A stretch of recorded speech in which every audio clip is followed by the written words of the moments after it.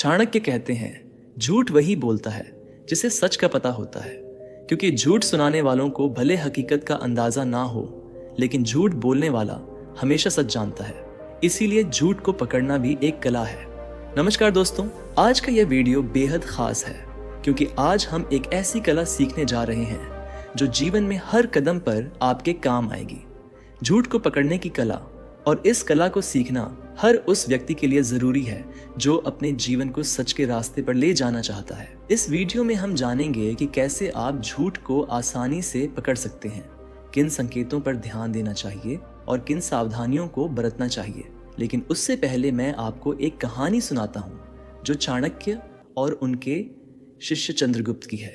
यह कहानी आपको न केवल प्रेरित करेगी बल्कि यह भी सिखाएगी कि कैसे चाणक्य ने अपने तीक्ष्ण बुद्धि और अवलोकन से झूठ को पल भर में पकड़ लिया।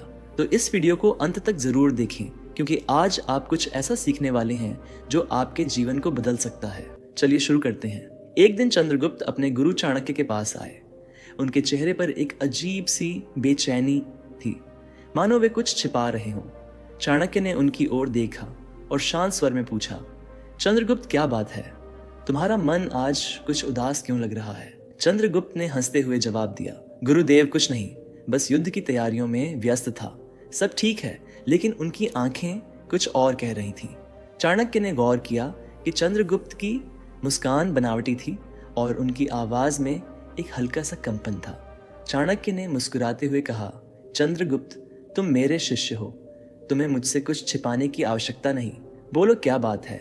चंद्रगुप्त ने फिर हंसकर टालने की कोशिश की, गुरुदेव आप भी ना हर बार मेरे मन की बात पढ़ लेते हैं, सच में कुछ नहीं हुआ।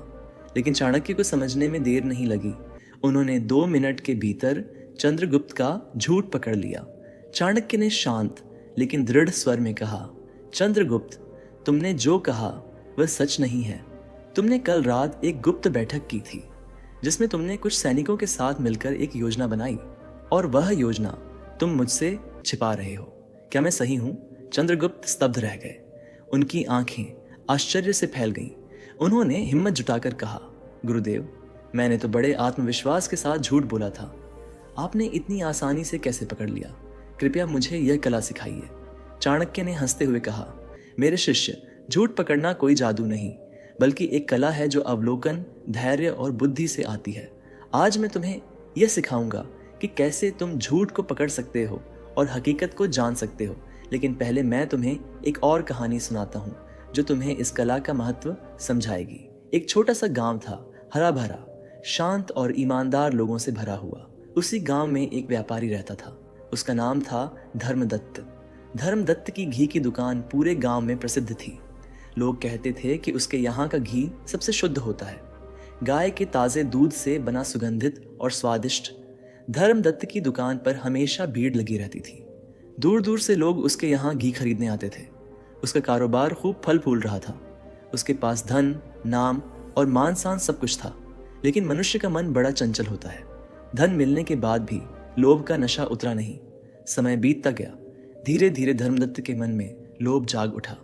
उसे लगने लगा कि यदि वह घी में थोड़ा सस्ता तेल मिलाए तो उसे अधिक मुनाफा होगा।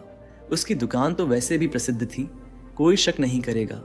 पहली बार उसने बहुत डरते डरते यह काम किया।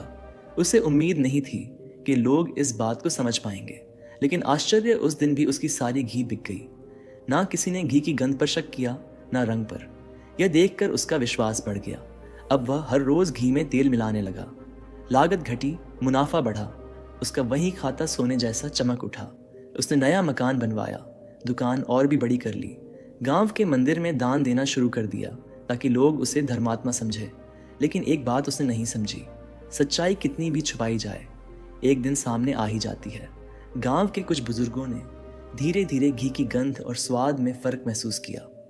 बच्चों को घी खाने के बाद पेट दर्द होने लगा। कुछ गृहिणियां बोली, पहले जैसा स्वाद नहीं रहा।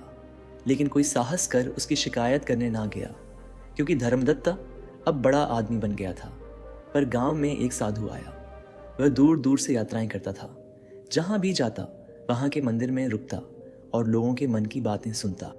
जब वह इस गांव पहुंचा तो उसने भी धर्मदत्त की दुकान से घी खरीदा। घी सूंघा, उंगलियों पर घिसा और एक हल्की मुस्कान उसके चेहरे पर आई। साधु ने गांव के लोगों को बुलाया और पूछा, क्यों भाई, क्या तुम्हें नहीं लगता कि इस घी में कुछ गड़बड़ है? लोग चुप रहे, डर के मारे कुछ कह न सके। साधु मुस्कुराया और बोला, ठीक है, कल सुबह गांव के मंदिर में सब इकट्ठे हो जाना, वहां इसका सच सामने लाऊंगा। अगले दिन सुबह पूरा गांव मंदिर में इकट्ठा हुआ। साधु ने धर्मदत्त को भी बुलाया। सबकी आंखें उस पर टिकी थीं। साधु ने एक कटोरी में घी लिया, उसमें थोड़ी रुई डाली और दीपक बनाया। जब घी के दीपक को जलाया गया तो उसमें से काली धुआं निकली और बदबू भी आई। सब लोग हैरान रह गए। देखो, साधु बोला, शुद्ध घी कभी इस तरह नहीं जलता, इसमें जरूर मिलावट है। धर्मदत्त का चेहरा पीला पड़ गया। गांव के मुखिया ने कठोर स्वर में पूछा, सच सच बता, तूने क्या मिलाया है?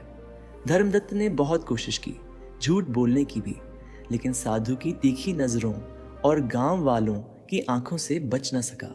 आखिर उसे कबूल करना पड़ा, मैंने घी में सस्ता तेल मिलाया है। गांव में सन्नाटा छा गया। जिन लोगों ने सालों से उस पर भरोसा किया था वे शर्मिंदा महसूस करने लगे। धर्मदत्त रो पड़ा। उसने कहा, मैंने लालच में आकर यह पाप किया, मुझे क्षमा करो।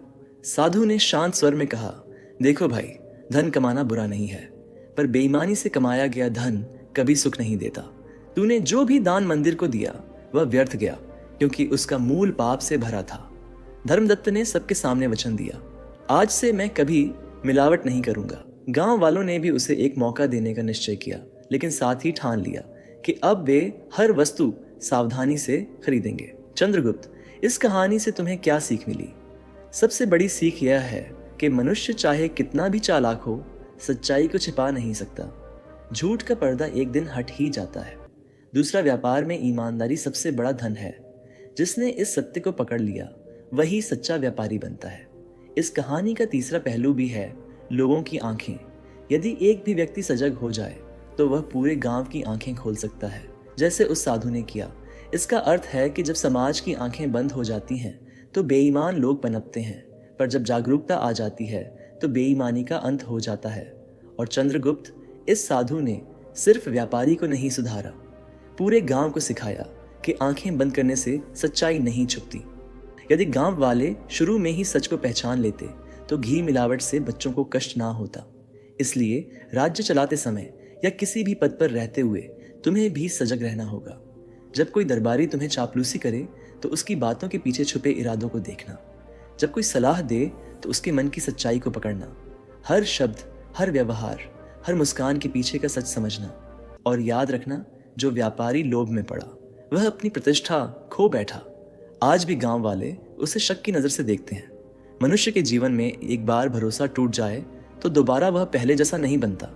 चंद्रगुप्त ने सिर झुकाकर कहा, आचार्य, मैं समझ गया। मैं राज्य में और जीवन में सच्चाई को ही सबसे बड़ा धर्म मानूंगा। चाहे कितना भी लालच सामने क्यों ना हो, मैं कभी अन्याय और धोखा नहीं करूंगा। तब चाणक्य ने कहा, चंद्रगुप्त, मैं अब कुछ ऐसे नियम बताने जा रहा हूं जिनकी मदद से किसी भी व्यक्ति के झूठ को बहुत आसानी से पहचान सकते हैं। लेकिन इस कला में धैर्य, सूझबूझ और निष्पक्षता जरूरी है। तो आइए एक एक नियम को ध्यानपूर्वक समझते हैं। नियम एक शारीरिक हाव भाव पर ध्यान दें। जब कोई व्यक्ति झूठ बोलता है तो सबसे पहले उसके शरीर की भाषा बदलती है। चाहे उसकी जुबान कुछ भी कह रही हो, लेकिन उसके हाव भाव सच्चाई को उजागर कर देते हैं। इस नियम को समझना बहुत आसान है। उदाहरण के लिए, अगर कोई आपसे बात कर रहा है और बार बार अपनी आंखें इधर उधर घुमा रहा है तो यह शक का संकेत हो सकता है। सामान्यतः जो व्यक्ति सच बोलता है वह सामने वाले की आंखों में निडरता से देखता है, लेकिन जो झूठ बोल रहा होता है वह सामने नजरें मिलाने से बचता है या बार बार नीचे देखता है। कई बार लोग अपने मुंह या नाक को बार बार छूते हैं। यह संकेत है कि वे तनाव में है। जब दिमाग झूठ गढ़ता है तो शरीर तनाव महसूस करता है और हाथ अनायास ही मुंह, नाक या गर्दन की ओर बढ़ते हैं। इसके अलावा पैरों की हरकत भी बहुत कुछ कहती है। झूठ बोलने वाला व्यक्ति बार बार पैर हिलाता है, कुर्सी पर असहज होकर बैठता है या बार बार पोजीशन बदलता है। ये सारी हरकतें उसके अंदर चल रही घबराहट का परिणाम होती हैं। नियम 2, आवाज़ के उतार चढ़ाव को समझे। दूसरा महत्वपूर्ण नियम है व्यक्ति की आवाज़ पर ध्यान देना। जब भी कोई इंसान झूठ बोलता है तो उसके आवाज़ में हल्का सा फर्क आ जाता है, चाहे वह इस बात को खुद भी न समझे। उदाहरण के लिए, अगर कोई व्यक्ति सामान्य बातचीत में धीमी आवाज़ में बात करता है, लेकिन किसी खास प्रश्न पर अचानक उसकी आवाज़ तेज़ या कर्कश हो जाए, तो यह संकेत हो सकता है कि वह उस सवाल से असहज है। इसी तरह यदि उसकी आवाज़ में अचानक रुकावट आने लगे, जैसे हो, मतलब तो यह भी झूठ बोलने का लक्षण है। कभी कभी झूठ बोलने वाला अपनी बात को बार बार दोहराता है ताकि सामने वाले को विश्वास दिला सके। वो कह सकता है, नहीं नहीं, मैं तो वहां था ही नहीं, सच में नहीं था। इस दोहराव से पता चलता है कि वह अपने झूठ को खुद भी पक्का करने की कोशिश कर रहा है। एक और बात, आवाज का कंपन। घबराया हुआ झूठा व्यक्ति चाहकर भी अपनी आवाज को पूरी तरह स्थिर नहीं रख पाता। उसकी आवाज में नमी, हल्की कांप या तेजी आ जाती है। यह कंपन एक अनुभवी श्रोता तुरंत पकड़ सकता है, परंतु यहाँ भी सावधानी जरूरी है। कुछ लोग मंच पर बोलते समय या जब वे किसी अनजान व्यक्ति से बात कर रहे होते हैं, तब भी घबराहट के कारण ऐसे संकेत देते हैं। इसलिए केवल आवाज के आधार पर निष्कर्ष ना निकालें, उसके चेहरे के हाव भाव, आंखों की गति और शारीरिक स्थिति को भी साथ में परखें। नियम 3, कहानी में विरोधाभास खोज। जब कोई व्यक्ति झूठ बोलता है तो उसकी बातों में विरोधाभास होना स्वाभाविक है। सच केवल एक होता है, इसलिए जो व्यक्ति सच्चाई बोलता है उसकी कहानी हमेशा एक जैसी होती है, लेकिन जो झूठ बोलता है उसे अपनी बातों को बार बार बनाना पड़ता है और इस चक्कर में कहीं ना कहीं वह गड़बड़ कर बैठता है। उदाहरण के लिए मान लीजिए, कोई कहता है कि मैं कल पूरे दिन घर पर था, लेकिन थोड़ी देर बाद कहता है कि मैं दोस्त से मिलने बाजार गया था। यह विरोधाभास है। दोनों बातें एक साथ सच नहीं हो सकती। ऐसे ही लोग अपनी बातें बदलते रहते हैं और झूठ की परतें खुलती जाती हैं। यदि आप शांति से धैर्य के साथ उसके पहले और बाद के जवाबों को जोड़ेंगे तो आपको यह अंतर दिखने लगेंगे। खासतौर से तब जब आप उससे अलग अलग तरीके से एक ही बात पूछें। कई बार वही सवाल दोबारा पूछने पर उसका जवाब बदल जाता है। यह भी झूठ का संकेत है, सावधानी रखें। कभी कभी इंसान सच में भी भूल सकता है, इसलिए इस नियम के साथ साथ दूसरे नियमों का भी ध्यान रखें। नियम 4, भावनाओं की गहराई को परखें। जो व्यक्ति झूठ बोलता है उसकी भावनाएं भी अक्सर बनावटी होती हैं। उदाहरण के लिए, अगर कोई बहुत ज्यादा जोर जोर से दुख या खुशी जताने लगे लेकिन उसकी आंखों में आंसू ना हो या चेहरे पर सच्चा भाव ना दिखे, तो यह शक का विषय हो सकता है। सच्ची भावनाएं भीतर से आती हैं, उनके लिए ज्यादा कोशिश करने की जरूरत नहीं होती। लेकिन झूठ बोलते समय व्यक्ति सोचकर भाव बनाता है, इसीलिए उसकी आवाज, चेहरे के हाव भाव और आंखों की चमक में फर्क नजर आता है। उदाहरण के तौर पर, अगर कोई दोस्त कहे कि वह आपकी मदद से बहुत खुश है लेकिन उसके चेहरे पर खुशी नहीं दिखती या वह बार बार मुस्कुराने की कोशिश कर रहा है, तो समझिए कुछ गड़बड़ है। इसी तरह झूठा दुख दिखाने वाला व्यक्ति बार बार चेहरे को छू सकता है, नीचे देख सकता है या मुंह फेर सकता है। पर ध्यान रखें, हर बार ज्यादा भाव दिखाना झूठ का संकेत नहीं होता। कुछ लोग स्वभाव से भी नाटकीय होते हैं, इसलिए बातों, हाव भाव, आवाज सब कुछ मिलाकर सोएं। नियम 5, समय का दबाव बनाएं। झूठ बोलने वाला व्यक्ति अपने झूठ को तैयार करने के लिए समय चाहता है।